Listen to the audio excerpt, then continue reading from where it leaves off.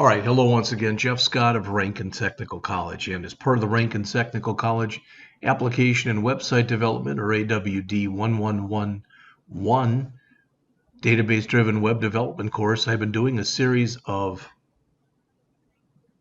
video presentations, mostly based off of the handbooks that are under the Valley of Code, which is the website of Flavio Copes.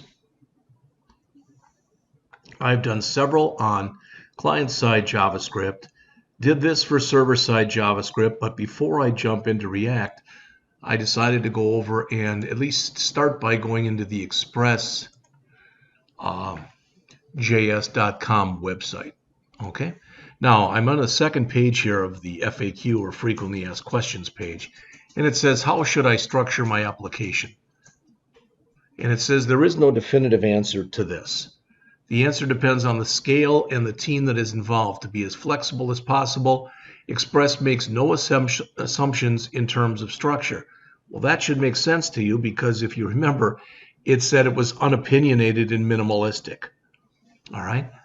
Routes and other application-specific logic can live in as many files as you wish in any directory structure you prefer. View the following examples for inspiration.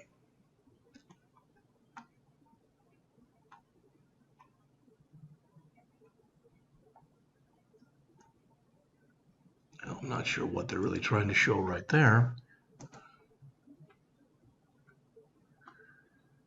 Or there. We're going to, I believe, as much as we can at least, try to adhere to an MVC or model view controller type of architecture. And what I mean by that is eventually we want to take our data and the classes, etc., that will refer to our data, put those in a models folder. We're going to want to take the things that we're going to want to show to the end user, put them in a views folder. And the things that will control the program, like our routing, etc., that'll be in a controllers folder. All right, so we will talk about that more at that time. Express has no notion of a database. All right, fine. Authentication is another opinionated area that Express does not work itself with. You may use any type of scheme you want. We'll talk about that later. Which template engine does Express support? Basic, as far as I know, all of them. How do you handle 404 responses? All right. Well, it depends on what we want to do with them. How do we set up error handlers? You're going to see all of this stuff. All right, now this is just going to get me back to the page we were just at. So I've gone over everything under here. Let's look at the guide. Routing refers to how the application's endpoints respond to a client's request. You've already seen some of this. All right, app post, app get, etc. All right, and there's even an app all that we'll talk about later. Route paths. All right. Routes can have parameters.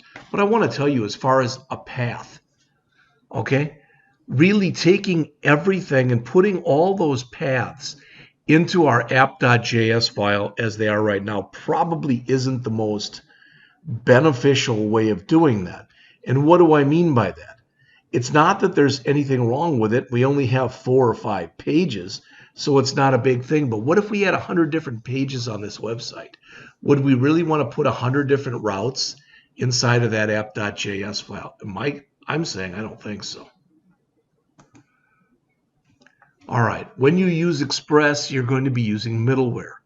And middleware is just that. It's software that is kind of between your app and the software that you're using. So middleware functions are functions that have access to the request object, which we will call REQ, the response object, which we'll call RES. And when you write your own middleware, you have to put another parameter in besides REQ and RES, and that is next. And you call that at the very end to tell it to continue on. Middleware functions can perform a lot of different tasks. The major ones are shown right here.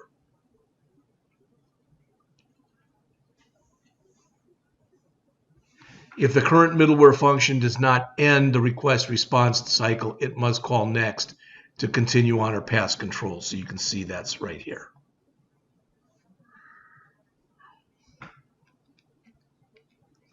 All right, there's some examples here. That's enough, I think, from this. So let's see what else is here. So that's using middleware. All right. Yeah, that's a simple middleware example.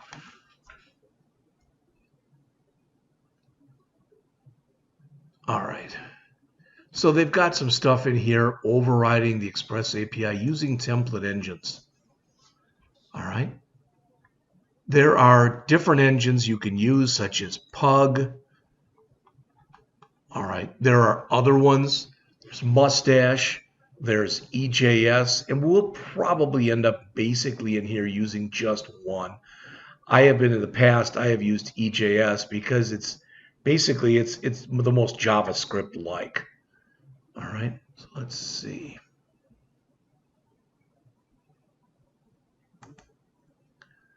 Database integration, we're going to be worrying about these two, MongoDB and MySQL. So for MySQL, we're going to be putting in stuff like this.